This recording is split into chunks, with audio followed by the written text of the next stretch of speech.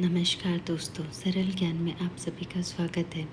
परमा एकादशी व्रत कथा। काम्पिल्य नगर में एक ब्राह्मण रहता था जिसका नाम सुमेधा था। उसके साथ उसकी पत्नी रहती थी। ब्राह्मण और उसकी पत्नी मिलकर अतिथियों का बहुत स्वागत सत्कार किया करते थे। उनके पास धन ज़्यादा नहीं था, लेकिन फिर भी दोनों अतिथियों की खूब सेवा करते थे। दोनों अतिथि सत्कार में विश्वास रखते थे। एक दिन ब्राह्मण ने अपनी पत्नी से कहा, उनके पास धन की कमी है, ऐसे में वो अतिथि सत्कार नहीं कर पाएंगे, तो मैं शहर जाकर कुछ पैसे कमा कर लाता हूँ, जिससे हमारी धन की कमी दूर हो जाएगी। यह सुन पत्नी ने कहा, जिसकी किस्मत में जो लिखा होता है उसे उतने ही धन की प्राप्ति होती है। अगर ईश्वर को कुछ देना ही होगा तो वो घर बैठे भी दे देगा। ब्राह्मण ने अपनी पत्नी की बात मान ली। उसने तय किया कि वो घर पर ही रहेगा।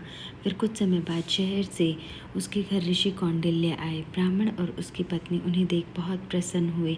दोनों ऋषि कौंडिल्य को अपने घर ले आए और उनकी सेवा करने लगे। सेवा करने के बाद दोनों ने उनसे पूछा कि हमें हमारी गरीबी को दूर करने का कोई उपाय बताएं।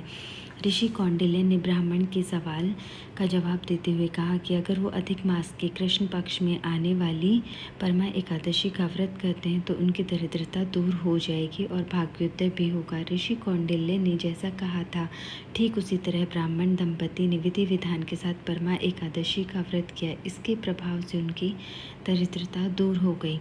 साथ ही उन दोनों को अपार संपत्ति भी प्राप्त हुई। इसके बाद से ब्राह्मण दंपति ने सत्कर्म करते हुए अपना पूरा जीवन व्यतीत किया और आखिरी में भगवान विष्णु के वैकुंठ लोक गए।